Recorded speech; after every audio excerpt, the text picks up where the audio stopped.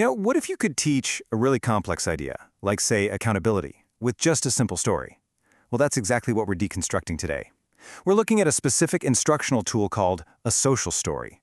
And this one is designed to teach accountability for things we do in private, all through a super simple, direct narrative. So let's see how this whole thing actually works. Okay, so right out of the gate, the story sets up this really powerful contrast. It's about two sisters, Emma and Mia. On one hand, you got Emma's public self at church. She's smiling, singing, the perfect kid. But then you see what's really going on at home, grabbing, throwing, saying really hurtful stuff. This split personality, this is the central conflict of the entire lesson. And this isn't just, a bad mood. The story gets really specific, and it gives us Emma's actual words, this aggressive threat. If you don't give it to me, I'll take it. This line is so important because it shows the direct impact on her sister Mia, who the source says felt small and hurt inside, even if she wasn't saying anything out loud. Then comes the first real challenge. One day at church, Emma hears these verses. Now, in her mind, these rules apply perfectly to her public life. She's thinking to herself, well, I didn't steal anything at church. I didn't hurt anyone here. The rules are totally compartmentalized. They exist in one box, but not the other.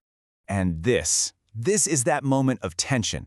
The story just drops this simple but incredibly powerful question. It's building a bridge between her two separate worlds. It's this little internal thought that's about to challenge everything she thinks she knows about when the rules actually apply. And here it is, the turning point. What's so wild is that it's not a parent or a teacher calling her out. The whole confrontation is internal. It's just a quiet thought that changes everything. God sees you here too. This is the catalyst. It's the moment an unseen observer is introduced, a constant source of accountability. This is where Emma's thinking totally shifts. She starts connecting the dots. Suddenly, the whole idea of being seen isn't just about getting caught by people anymore. It's about this constant standard that applies even at home. And this part is so crucial, even when no one stops me. So that big realization, it leads to a shift in her perspective.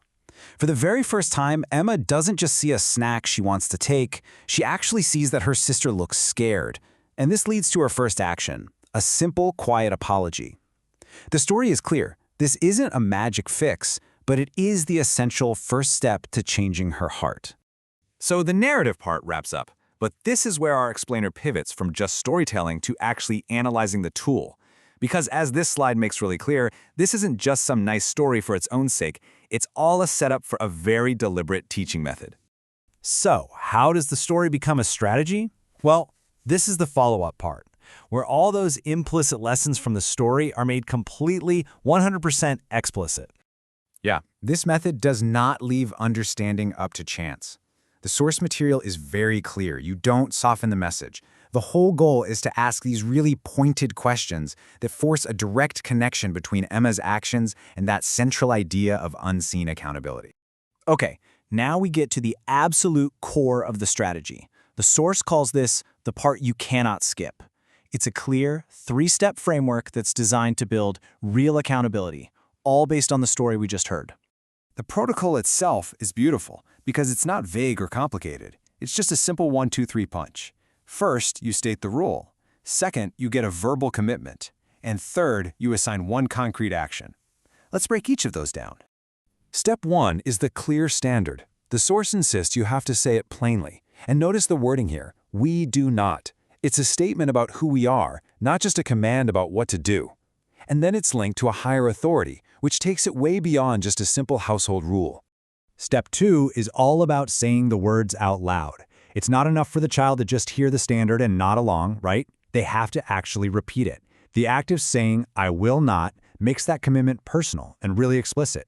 It turns a passive lesson into an active promise.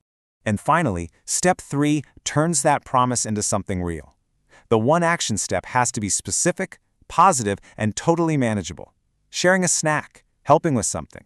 I mean, these aren't some grand gestures. They are small, repeated actions that are designed to build a brand new habit of kindness. So we have the story, and we have the protocol. But why is it designed this way? The last part of our analysis looks at the core principle that's driving this entire method. The source material is pretty blunt about the reason for all this. It says that without correction, this disconnect between the public self and the private self can actually get worse over time.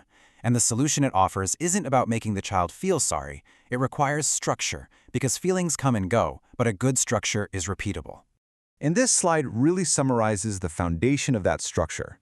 What is it that's needed? 3 things: a crystal clear understanding of right and wrong, consistent reminders of that standard, and a routine of small, repeated, positive actions. That, right there, is the engine for change in this entire model. So we end with this. This whole tool, the story, the protocol, the whole shebang, it's all designed to answer this one fundamental question.